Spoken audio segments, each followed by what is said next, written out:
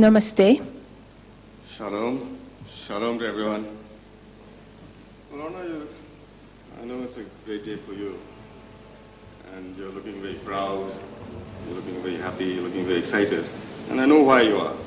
But the audience wants to hear from you, in your own words, why you're so happy today. Good evening, everyone. Indeed, we are celebrating tonight our 63rd Independence Day. And taking into consideration the history of the State of Israel and the history of the Jewish people as a whole, for us, every Independence Day is a reason for celebration. We are celebrating it like a birthday. And we know that Israel today is a modern state, but we are an ancient people, and we have the history of 2,000 people with us. We are today the only true democracy in the Middle East. It's like an island of stability in this region, and we are very proud of it, and we're very proud of being such a pluralist society. Wait a minute. You said you're the only democracy. I mean, I've been watching the news for the last couple of months, and there seems to be a lot of democracies now, or happening democracies, in your neighborhood. So it seems to be you have a lot of democracy going around in the Middle East now. Actually, we are very happy to have more democracies around us in the Middle East. I think there is no doubt that Israel has been an island of democracy for about 63 years. And we are very happy in a way to be, this island that people around it are looking at it and say, this is great, this is a good democracy, freedom of speech, this is something really great. And we are very happy to have more democracies around us. So you're spreading the seeds of democracy. That's great. But is that the only reason why you're looking definitely so happy and excited today? Of course not. There are many other reasons to celebrate. Israel is a very diverse society, and I think that every Independence Day that comes, we are so happy to look at ourselves and say, wow, this is a people, these Jewish people, the Israelis, there are people that came from 75 countries. There are Jews, there are so many others, there are Muslims and Christians. There is the ancient and there is the ultra-modern. This is something that we are all very proud of. And in a way we can say that we are a very innovative, a very creative nation. It's kind of a very, very vibrant place with a lot of entrepreneurial spirit, and we are all very proud of it. Who are you talking about? You said innovative, creative, enterprising. You're talking about India or you're talking about Israel? That's very true, actually, and I think your observation is very true. And when I came here 3 years ago, and in the time since then, I really learned that there are so many similarities between our two people, between Indians and Israelis. And if I look today at India, and I look at my friends, and I look at all of you sitting here tonight, so the words that comes to mind are creativity, innovation, and entrepreneurial spirit. So I think in a way you are very true. I just wanted to mention in that respect that this year we are celebrating, we are marking the 20th anniversary of the diplomatic relations between Israel and India. And this is a time to reflect, this is a time to look back and to see how those relations really grew in almost every sector and field. And you see the very vibrant relations, the trade relations, the other relations, the delegations that are coming and going. And we are very proud of it, and we believe that really there is so much else that we can do. Yeah, I guess that's true. But coming to your card, I was really fascinated by your card. For one, I've not seen a card which is quite so large, and there's so much of it. But Israel seems a great place. As for this card, it's got old cities, gleaming skyscrapers, it's got some great models, deserts, beaches, lots of bananas. Banana Republic. And you also written Go Israel. How many people go to Israel? I mean, how many Indians go to Israel?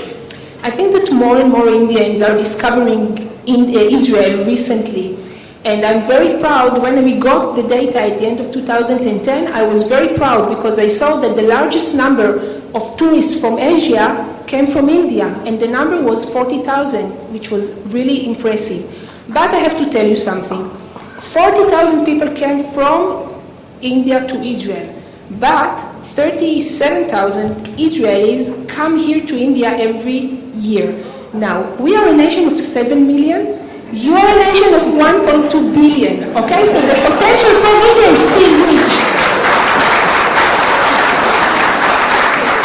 When one more thing that I want to say on that respect, that this is just the beginning of the evening. On the way out, in many, many hours from now, you will get a Verve magazine that we created together with the Verve people that went to Israel, the Verve magazine people that went to Israel. It's a beautiful magazine. Vinod Advani, our friend here, is one of the writers there, and you will see fashion, you will see tourism, you will see food, and I hope you will all like it, and it will be a good incentive to go to Israel. But coming back to the card, I can't get my mind off the card. It's got no less than 10 NGOs on it. I haven't come across a National Day reception invitation card with 10 NGOs on it. Normally there'll be a lot of corporates on it. So what's this thing about the NGOs? I think that this is something that it depends on how you look at that. And our philosophy at the consulate is that yes, we are diplomats, yes, we are foreigners, we are not Indians, but when you come to a place, you really want to belong, you want to become part of it. And if you want to become part of it, you have to give back to society. So we believe that in a way we give a stage to the NGO, we give them a room today, the Jacaranda room. I hope that by the end of the evening you will all visit there and see what a great job they are all doing, and the way they support people that they are not as lucky as we are, all the people that are here in this room. The way they support them is really great. So they help children and they help women, and they help people that are less advantaged.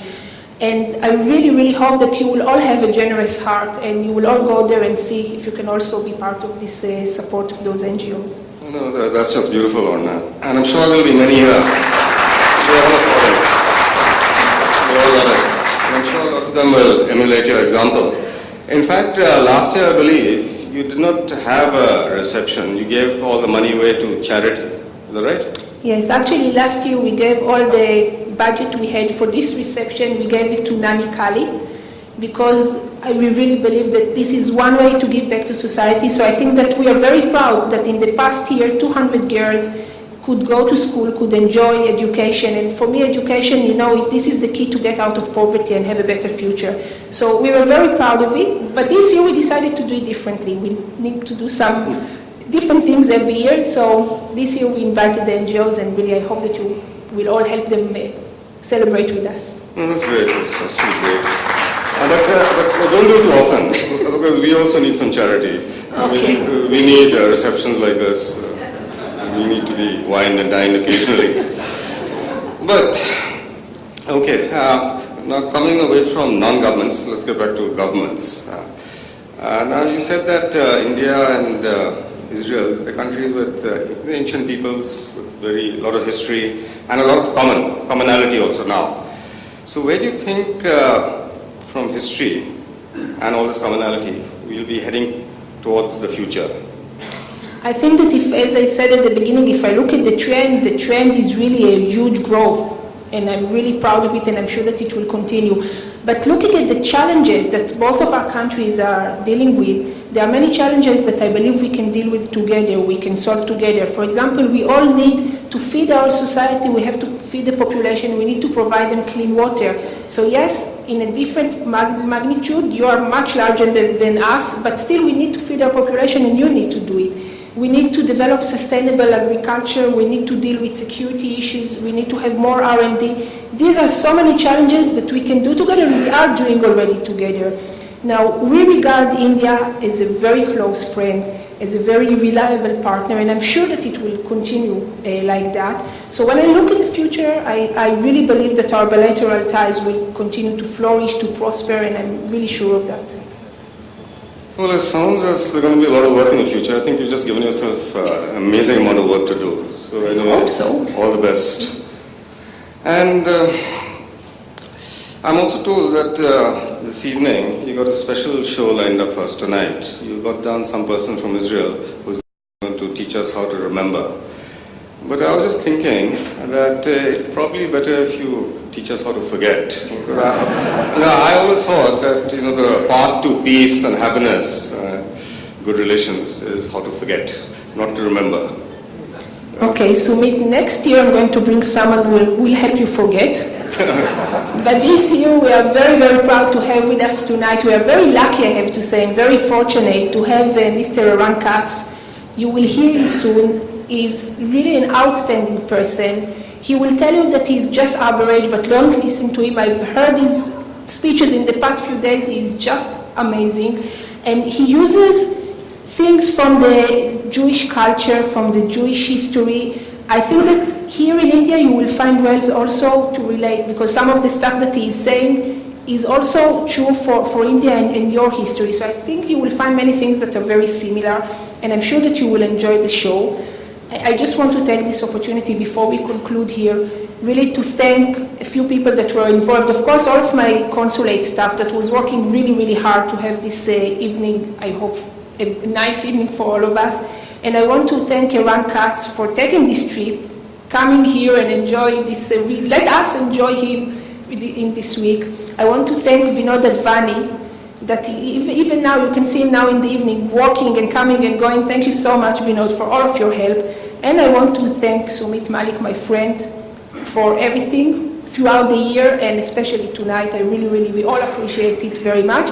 And of course, last but not least, all of you for taking the time and having the patience to come here and to listen to us and be so patient with us. So thank you so much, and I really hope that... And I want to thank you, Orna, for being who you are. And anyway, congratulations once again. Congratulations. And as they said, next year in Jerusalem. Yes, next year in Jerusalem. I hope to see all of you. Thank you so much and enjoy the evening.